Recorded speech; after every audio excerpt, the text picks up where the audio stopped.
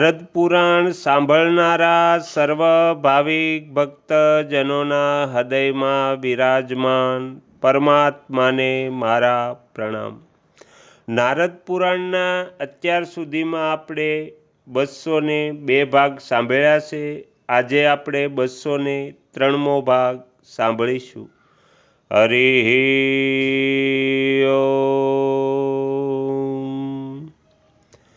પૂર્વકાળમાં હિરણ્યકશ્યપુની જે ત્રિલોક સુંદરી પત્ની હતી તેની પાસે વીજળી જેવા પ્રકાશિત એક જોડી શ્રીમંત સ્ત્રીઓના માંગ હતા। તે પતિવ્રતા સ્ત્રી જ્યારે પતિની સાથે અગ્નિમાં પ્રવેશ કરવા લાગી ત્યારે પોતાની સીમંત શીશફૂલને અત્યંત દુઃખ સાથે સમુદ્રમાં ફેંકી દીધા।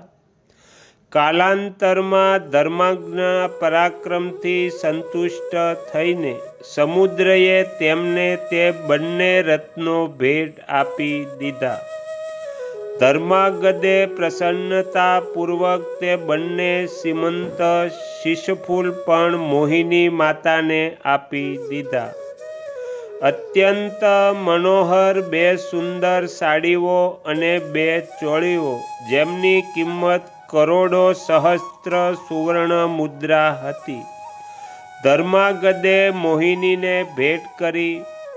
દિવ્ય માળા, ઉત્તમ ગંધથી યુક્ત દિવ્ય અનુલેપન જે દેવતાઓના ગુરુ બૃહસ્પતિની સિદ્ધિ હાથે તૈયાર કરેલું હતું તથા પરમ દુર્લભ હતું અને જેને વીર ધર્માગદે સંપૂર્ણ દીપોના વિજય સમયે પ્રાપ્ત કર્યું હતું તે પણ મોહિની દેવીને આપી દીધું।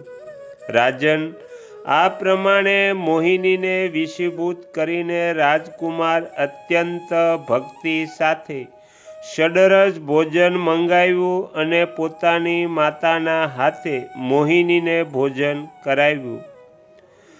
બહુ જ સમજાવીને માતા સંધ્યાવલીને આ સપંતીની સેવા માટે તૈયાર કરી લીધી હતી। તેમણે કહ્યું હતું, દેવી, મારું અને તમારું કર્તવ્ય છે કે રાજાની આજ્ઞાનું પાલન કરવું। સ્વામીને સ્નેહની દ્રષ્ટિથી જ વિશેષ પ્રિય છે। તેની સાથે સ્વામીનો સ્નેહ છોડાવવા માટે જે શોક દ્વેષ કરે છે તેમને યમલોકમાં જઈને તાંબાની ભઠ્ઠીમાં શેકવામાં આવે છે। તેથી પતિવ્રતા પત્નીનું કર્તવ્ય છે કે જે પ્રકારે સ્વામીને સુખ મળે તેવું જ કરે। હે શ્રેષ્ઠ વર્ણવાળી માં, સ્વામીની જેમ જ તેમની પ્રિયતમા પત્નીને આદરપૂર્વક જોવી જોઈએ। જે સપત્ની પોતાની શોકને પતિની પ્રિય જોઈને તેની સદા સેવા શુશ્રૂષા કરે છે તેને અક્ષય લોક પ્રાપ્ત થાય છે। પ્રાચીન કાળની વાત છે। એક દુષ્ટ સ્વભાવનો શૂદ્ર હતો જેણે પોતાના સદાચારનો પરિત્યાગ કરી દીધો હતો। તેણે પોતાના ઘરમાં એક વેશ્યા લાવીને રાખી લીધી। શૂદ્રની પરણેલી પત્ની પણ હતી પરંતુ તે વેશ્યા જ તેને વધારે પ્રિય હતી। તેની પત્ની પતિને પ્રસન્ન રાખનારી સતી હતી। તે વેશ્યાની સાથે પતિની સેવા કરવા લાગી। બંનેથી નીચા સ્થાનમાં સૂઈ જતી અને તે બંનેના હિતમાં લાગેલી રહેતી હતી। વેશ્યાના ના કહેવા છતાં તેની સેવાને મહત્વ આપતી હતી। આ પ્રમાણે પતિની સાથે વેશ્યાની સેવા કરતા ઘણા વર્ષ પસાર થઈ ગયા। એક દિવસ ખોટી બુદ્ધિના તેના પતિએ મૂળાની સાથે ભેંસનું દહીં અને તેલ મિશ્રિત નિષ્પાવનું કુપથ્ય ભોજન કર્યું. પરિણામે તેને ભંગંદર થઈ ગયું. હવે તે દિવસ રાત તેની બળતરાથી સંતપ્ત થઈ ગયો. તેના ઘરમાં જે ધન હતું તે લઈને વેશ્યા ચાલી ગઈ. ત્યારે તે શૂદ્ર લજ્જામાં ડૂબી જઈને રડતો રડતો પોતાની પત્નીને કહેવા લાગ્યો, દેવી, વેશ્યામાં ફસાયેલા મુજ નિર્દયની રક્ષા કરો. મેં પાપીએ તમારું કોઈ હિત કર્યું નથી.